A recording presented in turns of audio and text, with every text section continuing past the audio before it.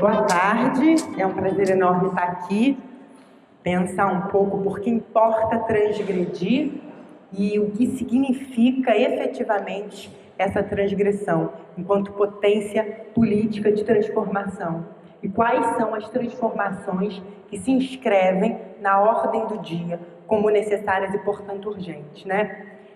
A gente vive um cenário de ascensão do fascismo que não é isolado do ponto de vista da dimensão nacional, que tem implicações estruturais profundas na dinâmica da economia, na própria dinâmica do liberalismo, do Estado conformado ou dito Estado burguês, com a sua conformação peculiar ao longo da história. E o fascismo coloca em xeque as vidas, identidades e formas ontológicas que estão, de certa maneira, não legitimadas pela promoção de uma identidade única que é, por si, na sua conformação, aquela que agencia e efetiva o poder.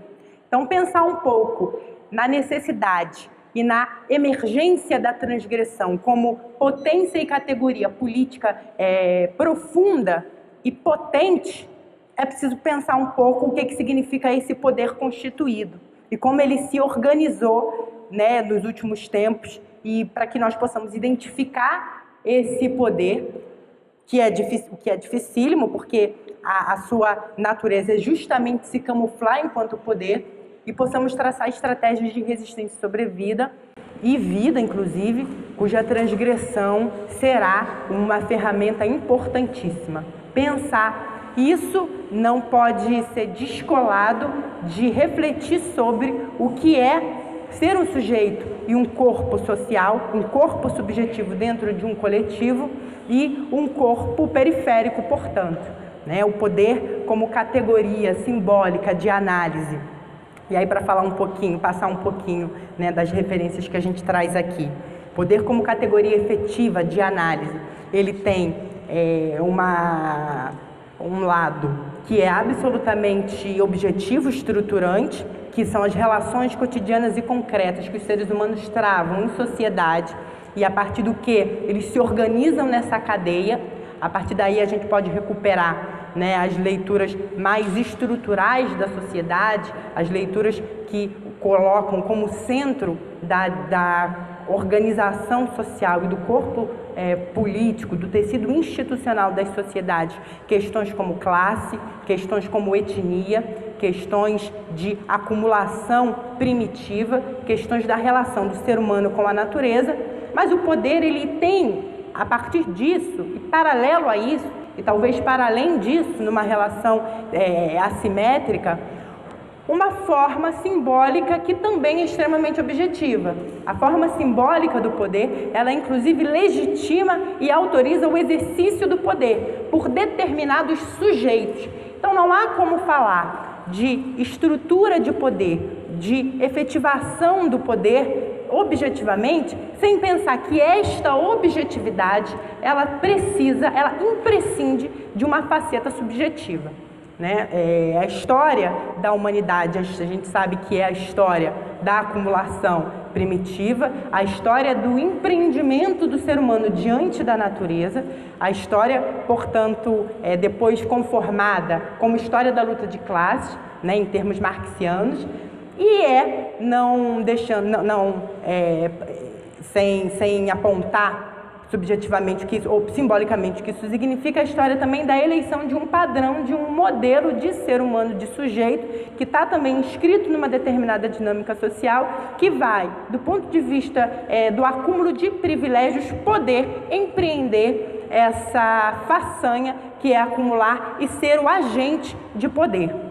Isso na nossa sociedade brasileira, marcada inclusive por uma série de atravessamentos muito pontuais com as suas vicissitudes, que são sobretudo o trauma da escravidão, né, que é a sua condição de estar na periferia do capitalismo, traz algumas peculiaridades, inclusive alguns desafios para a gente pensar qual é a necessidade da transgressão enquanto ferramenta potente para borrar o poder e para, de certa maneira, desautorizar o exercício único do poder e entregar, legar para todos aqueles que estão à margem do exercício do poder, ou todos aqueles que, na verdade, estão oprimidos diretamente pelo exercício do poder, a possibilidade de emancipação. E aí a categoria emancipação entra como chave de análise daquilo que se persegue. Podia falar aqui em processo revolucionário, em processo radical de transformação, mas do ponto de vista da cidadania, da efetivação integral da cidadania, a emancipação dos sujeitos que compõem o tecido social é aquilo que mais de caro a gente tem hoje enquanto horizonte palpável. E isso entrega uma perspectiva, talvez, aqui, você tendo a licença de ir um pouco além do marxismo ortodoxo, de revolução. Uma revolução que seja, passe pela consciência do sujeito enquanto parte de um corpo social construído e pela possibilidade de sujeitos múltiplos que, de certa maneira, na mesma medida em que eles desautorizam e deslegitimam a configuração única deste poder, eles também deslegitimam por default, por conseguinte, o próprio estabelecimento do poder único. Isso nos ajuda a caminhar no sentido de uma sociedade emancipada, de uma sociedade em que as relações de poder, mesmo que existam, mesmo que se imiscuam na microestrutura, elas estão dando um passo no fim daquilo que as sociedades mais arcaicas e conservadoras, ou as mais violentas, empreendem cotidianamente, que é a opressão.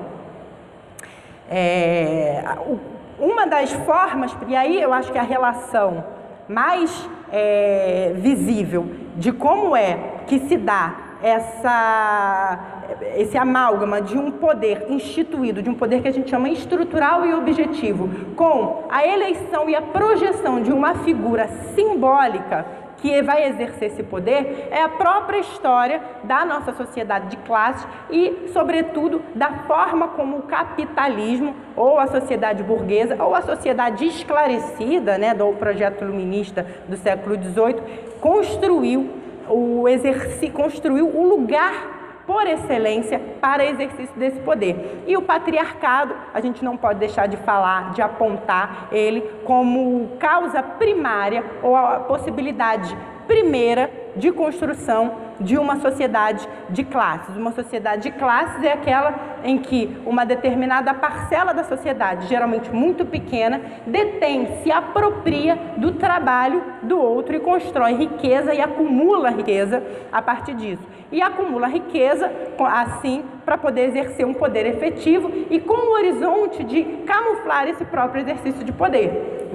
Nós todos sabemos aqui que o patriarcado, não existe capitalismo sem patriarcado. Primeiro porque ele apropria objetivamente, se apropria do trabalho das mulheres, por uma condição que é biológica. Se não há possibilidade de acumular, de dividir o trabalho e acumular esse trabalho para si, o preço e o valor desse trabalho, a possibilidade de se ter uma sociedade de classe seria bastante inviável. Por quê? Porque existem coisas que são muito pragmáticas, que são muito pontuais, que são concretas, que são as diferenças biológicas, elas são observadas. Elas se tornaram, via o estabelecimento de um discurso, como referendadoras de uma prática de opressão das mulheres e de apropriação desse trabalho e de divisão social desse trabalho, uma divisão social que é também uma divisão sexual. E aí, a partir disso, a gente tem cada vez mais as mulheres confinadas ao exercício de trabalhos que não são trabalhos da polis ou trabalhos da grande sociedade, estão diretamente ligadas a uma figura masculina que sanciona a sua vida, ou inclusive veta a sua possibilidade de articulação na sociedade. Os direitos constituídos são desde o surgimento, desde o primeiro desenho de uma sociedade patriarcal, não são legados ao conjunto das mulheres, e a partir disso a gente começa a legitimar as mulheres como a alteridade negativa, aquela alteridade que não tem direito, aquele sujeito, do ponto de vista construído dentro de uma sociedade patriarcal, que não tem autonomia, que não é emancipada. né, o processo de desemancipação do sujeito mulher. Ele constrói, o que é mais emblemático nesse sentido, é que nesse exercício ele constrói um símbolo positivo. Se a mulher é autoridade negativa na sociedade de classe, né, e se não existe nascer mulher, mas existe tornar-se mulher, né, por conta de vista dessa preleição do sujeito homem enquanto o único sujeito possível, a única subjetividade possível e aceitável para o exercício efetivo do poder, enfim, e das formas de controle mais refinadas, só pode haver um processo revolucionário que recoloque a mulher enquanto sujeito legítimo, enquanto sujeito que é um sujeito que também demanda esse exercício do poder. Ou seja, não há luta antissistêmica, não há luta radical, não há transformação efetiva sem que se passe por desestabilizar o patriarcado. E qual é o grande desafio? É desestabilizar e deslegitimar a figura desse sujeito que é o patriarca. E aí esse é o correlato simbólico dessa dominação que o homem faz diante do corpo feminino e do sujeito social feminino. Ou seja, o correlato simbólico é alçar a figura do homem, é esse homem que a gente hoje consegue categorizar como homem cis, hétero, branco, né, que é geralmente europeu, eurocêntrico, como o sujeito natural, e essa é a maior violência do estabelecimento, né, da ordem das coisas, é colocar esse sujeito como naturalmente, inquestionavelmente detentor de poder. Aquele sujeito que é o herói do capital moderno, é o herói que a gente persegue, né, enquanto forma na verdade não de apropriação, mas de símbolo máximo de vitória. Ele é aquele que nos entrega, o sujeito cis, hétero, branco, cis normativo, é aquele que nos entrega algum espelho, não a nós, mas para toda a sociedade, né? E por isso que é tão importante a gente, enquanto movimento organizado, enquanto pessoas, né, que questionam a lógica que se miscui por trás da legitimação desse sistema, nos organizarmos e, mais que isso, denunciarmos essa correlação entre o que há de objetivo, né, que é esse empreendimento contra a natureza e a vida, de tudo que não é o sujeito cis, hétero, branco normativo. A partir dessa primeira correlação, acho que ela ajuda a gente a ter de forma muito clara o que a gente precisa combater. O que na verdade, né, enquanto modelo primário, modelo de sociedade ou modelo de ser humano, a gente precisa negar. E o porquê, então, todo movimento que nós ativistas ou nós que refletimos e que, de certa maneira, apontamos caminhos para a superação dessa sociedade que é assimétrica, que não é igualitária, temos em conta, nós precisamos derrubar este poder exercido naturalmente por esse sujeito. O que acontece? A inteligência por trás, a inteligência que se miscui, que se, de certa maneira, camufla para legitimar que a ordem das coisas seja natural, ela também está alerta, né? E todo movimento que, de certa maneira, deslegitima, que não se enquadra, que nega esse modelo como modelo ideal, ele é perseguido. Nesse sentido, a gente pode pensar qual é o lugar da população LGBT, né, da vida, dos corpos, das atitudes e dos sujeitos LGBTs dentro da estrutura, qual é o lugar, inclusive, que a população LGBT tem, de certa maneira, enquanto protagonista de uma luta antissistêmica, organizada ou não. Né? Eu digo organizada ou não porque, independente e como a gente viu com a ascensão do fascismo aqui no Brasil, mais de perto, nos últimos 2 anos, independente de a população LGBT estar organizada, né, enquanto movimento que reflete e busca saídas e soluções de superação da estrutura patriarcal, capitalista, burguesa e fascista, ainda assim fomos todos perseguidos, fomos todos constituídos como bode expiatório, um dos bodes expiatórios dessa campanha que se construiu e se consolidou de ódio e de perseguição a tudo que é desviante. Né? A população LGBT, na mesma onda, né? No mesmo vetor que a construção da alteridade negativa ou negativada das mulheres também é aquilo que, por ser desviante, por existir em desconformidade com o modelo cis, heteronormativo e branco, ela por si questiona, borra, desautoriza, tensiona a própria preleição desse modelo, desse paradigma. Então, se você precisa, na ordem do capital e na ordem para efetivar a opressão, e precisa que essa opressão seja naturalizada, que este modelo ele não seja percebido enquanto construção paradigmática, todo desvio precisa ser perseguido.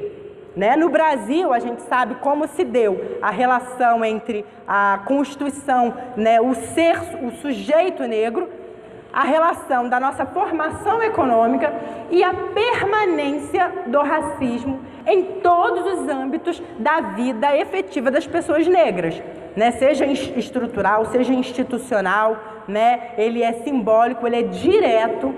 Nós, inclusive, precisamos todo dia superar o nosso próprio racismo. É claro que nós não somos agentes do racismo, somos as primeiras vítimas, mas o racismo ele existe enquanto componente organizativo da sociedade. Da mesma forma, existe a LGBTI-fobia, da mesma forma existe a misoginia.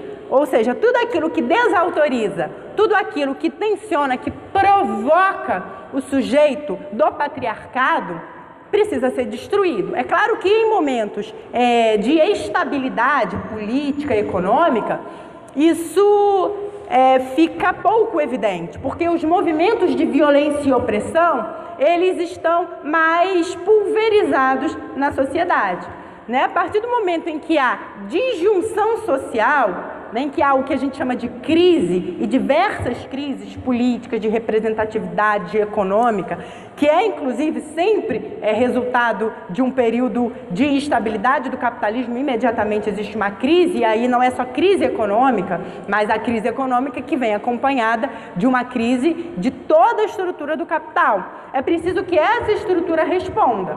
Em momentos que ela não consegue responder pela manutenção e pelo camuflar da sua natureza, que é absolutamente violenta e injusta, ela precisa exercer a violência direta. O fascismo, então, ele surge e a única possibilidade do fascismo garantir a manutenção do projeto de sociedade que ele entrega, que ele tem em si, que é um projeto de manutenção das injustiças e das opressões, é exterminando tudo aquilo que, de certa maneira, provoca esse sistema patriarcal, exterminando de diversas formas, exterminando, sobretudo, diretamente, ceifando a vida dessas pessoas. Ou seja, nos últimos tempos, né, e aí a gente teve uma ascensão dos movimentos populares, a gente teve uma ascensão dos movimentos sociais, inclusive, de certa maneira, entrando em espaços institucionais, ainda que de forma bastante residual, aquém daquilo que se necessita. A gente teve, de certa maneira, uma crise de representatividade política,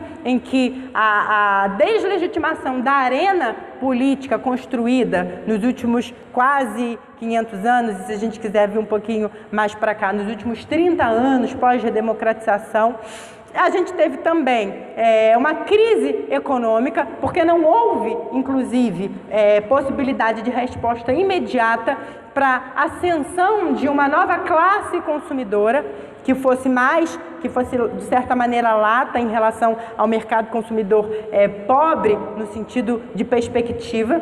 Então todas essas crises geraram essa resposta do capital e a resposta sempre foi violenta. Nós tivemos uma vereadora negra assassinada brutalmente por um braço direto armado do fascismo, né? Nós tivemos um golpe empresarial, jurídico, midiático que apeou do poder a presidenta democraticamente eleita do Brasil, porque ela, inclusive, num momento de contradição do próprio programa político, do próprio projeto econômico, ela representava uma ameaça para a insurgência de uma gama da população que não aceitaria mais retrocessos, então foi necessário que ela fosse desconstituída. E nós tivemos a eleição de alguns agentes da desordem que puderam, de certa maneira, pavimentar o discurso de caça às bruxas. E esses agentes da desordem, que são o bode expiatório de que o fascismo sempre precisa, são as populações, os segmentos da população LGBT. É claro que o fundamentalismo, que na verdade existe hoje como fundamentalismo, mas é também a esfera visível do movimento que sempre existiu nas sociedades, que é o obscurantismo. Ou seja, quando nós caminhamos para um projeto que seja de esclarecimento, que seja de inclusão, que seja de garantia de vidas, porque inclusive o desenho concreto do movimento do ser humano diante da natureza, ele prevê a garantia de todas as vidas e a emancipação, mas ele está em contradição direta com a ordem do capital. Quando nós caminhamos para isso, é preciso que haja um bode expiatório que vá pagar para que esse projeto não se concretize, porque a sua própria concretização é o fim da estrutura de poder, da estrutura efetiva que garante o capital. E nada mais foi, nos últimos tempos, que o obscurantismo decidiu que a população LGBT seria alvo direto desses ataques. E aí, se a gente for observar como é que se deu no último ano o fascismo no Brasil e a ascensão deste protótipo fascista ao poder, a gente percebe que a sua campanha de autopromoção foi baseada num discurso radical de violência, extermínio e ódio, e também teve como público eleito direto, de ataque, como seu antagonista primeiro a população LGBT.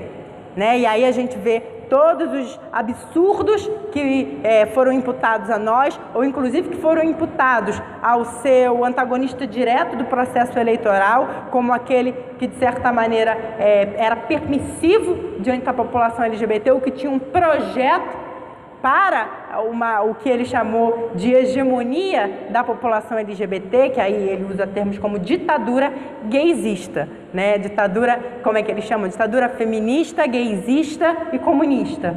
E a construção desse discurso é a construção de um discurso de ódio. A partir disso, ele se promove e ele se mantém e ele se afirma por meio de um discurso absolutamente violento como o sujeito, símbolo protótipo da vitória do capital, como o sujeito que pode exercer o poder e entregar a paz, de certa maneira, a paz romana, para aqueles que estão em momentos de crise. Não há também construção, não há violência que seja efetiva, não há possibilidade de efetivação da violência sem a construção de um símbolo, de uma persona que seja por excelência também violenta. E isso, em momentos de crise aguda, se constrói através da disputa de opinião. E a disputa de opinião, ela tem o obscurantismo e o ódio, ou pelo menos a construção do ódio, porque o ódio não é natural, mas ele é construído rapidamente, em momentos de emergência, como saída primeira para efetivação de um projeto de extermínio e manutenção da ordem das coisas. Então, por tudo isso, acho que fica, de certa maneira, desenhado, e aí eu não sei se eu fui muito prolixa, eu queria pedir desculpa para vocês, ou se, de certa maneira, eu não consegui me fazer tão evidente, mas, por tudo isso que a gente conversou aqui, não há como a gente se emancipar, não há um projeto revolucionário radical de sociedade, não há a possibilidade de manutenção de vidas a longo prazo, caminhando para um projeto de esclarecimento efetivo, sem que a gente tenha a transgressão como norte, como, como uma ferramenta que, de fato, entrega a possibilidade da gente construir uma nova sociedade. E a transgressão, ela está na afirmação integral das identidades LGBTs, das identidades femininas, das identidades negras, que, de certa maneira, foram subsumidas ou foram deslegitimadas neste processo de asserção do fascismo. Ou seja, não existe nenhuma possibilidade da gente avançar ou da gente se manter vivo sem avançar. E não existe horizonte possível de permanência e de desestabilização do fascismo sem que nós afirmemos uma agenda positiva de vida, uma agenda positiva de construção da nossa identidade, que não pode ser uma identidade construída pela alteridade, mas precisa ser uma identidade construída pela positivação, pela afirmação do ser. Esta é a maior potência incluída nos processos de formulação dos movimentos e das vidas e das pessoas e dos sujeitos LGBTs, né? Ou dos sujeitos mulheres que, na verdade, estão na vanguarda de um processo de encurralamento do patriarcado, e aí a gente não sabe quanto esse processo vai durar, e da assunção no Brasil de uma negritude que precisa protagonizar agora o movimento da história. Né? E isso nós também importa dizer que se o fascismo ele quer retroceder, não há como retroceder. Não há na história, e na história enquanto também acúmulo de força e consciência, possibilidade de um retrocesso muito largo. Porque a nossa memória social e a memória que é a memória das nossas conquistas, daquilo que a gente tem de mais caro, daquilo que possibilita, inclusive, a gente almejar, construir, teorizar um horizonte possível, um horizonte de emancipação, isso se sedimenta na sociedade. Então, cada processo histórico é um processo diferente. Cada movimento da história tem as suas vicissitudes e nada está dado a priori.